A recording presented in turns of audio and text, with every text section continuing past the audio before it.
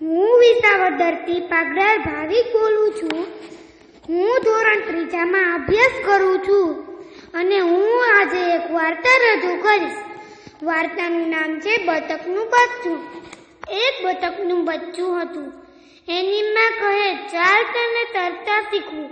બચ્ચું કહે, ના હે કોણ તરે કોણ, ઠંડા પાણીમાં પડે કોણ, હું તો નહીં તરું. એની માં તોય એને નદી પાસે લઈ ગઈ. નદી તો મોટી હતી, બહુ મોટી. એમાં વહાણો તરતા હતા. નદીના પાણીમાં કાચબા હતા, મગર હતા, નાની મોટી માછલીઓ હતી. માએ બચ્ચાને કહ્યું, ચાલ નદીમાં નાહીએ, ચાલ નદીમાં તરીએ.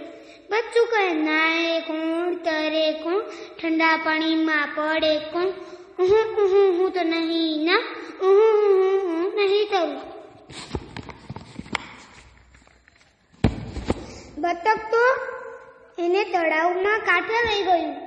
એમાં કમળના ફૂલો હતા, સિંગોડીના વેલા હતા, માછલીઓ હતી. માએ બચ્ચાને કહ્યું, ચાલ તળાવમાં નાહીએ, ચાલ તળાવમાં તરીએ. બચ્ચું કહે, ના ભાઈ ના, ના હે કોણ તરે કોણ, ઠંડા પાણીમાં પડે કોણ, નહીં તરું. હવે બતક ખાબોચિયા પાસે લઈ ગયું. સાવ નાનું ખાબોચિયું, તેમાં થોડું કમતું પાણી, ખૂબ બધો કાદવમાં ફરે અળસિયા. ચાલ ખાબોચિયામાં નાહીએ, ખાબોચિયામાં તરીએ. બચ્ચું કહે, ના ના ના, ના હે કોણ તરે કોણ, ઠંડા પાણીમાં પડે કોણ, નહીં તરું. બતક તો મૂંઝાઈ ગઈ. બતકનું બચ્ચું તરે નહીં તો કેમ ચાલે?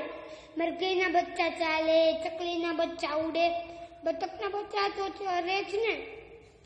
આ બચ્ચું શું કહે? હું તો નહીં નાવું, તો નહીં તરું. આવું તે કઈ ચાલે નહીં. પછી તો બતક એના બચ્ચાને વાવ આગળ લઈ ગઈ.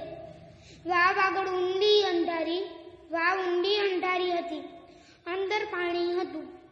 બતકે બચ્ચાને કહ્યું, ચાલ વાવમાં નાહીએ, ચાલ વાવમાં તરીએ. બચ્ચું કહે, ના એ કોણ તરે કોણ, ઠંડા પાણીમાં પડે કોણ, હું તો નહીં નાવું, હું તો નહીં કરું.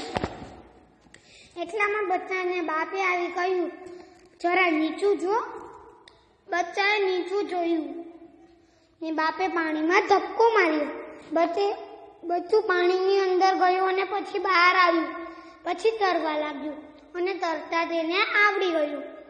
પાંખ ફડફડાવે ને તરે, એને બહુ મજા આવી. પછી બચ્ચું ગાવા લાગ્યું, તરવાની તો મજા, નાવાની તો મજા, ઠંડા ઠંડા પાણીમાં પડવાની તો મજા. પછી બચ્ચું તેની માં સાથે ખાબોચિયા પાસે ગયું. ત્યાં પણ તેને તરવાની ખૂબ મજા આવી. પછી બચ્ચું તેની માં સાથે તળાવ પાસે ગયું. ત્યાં પણ તેને તરવાની ખૂબ મજા આવી. પછી બચ્ચું તેની માં સાથે નદીમાં ગયું. ત્યાં પણ તેને તરવાની બહુ મજા આવી. બચ્ચાના બાપે બચ્ચાને કહ્યું, શાબાશ શાબાશ.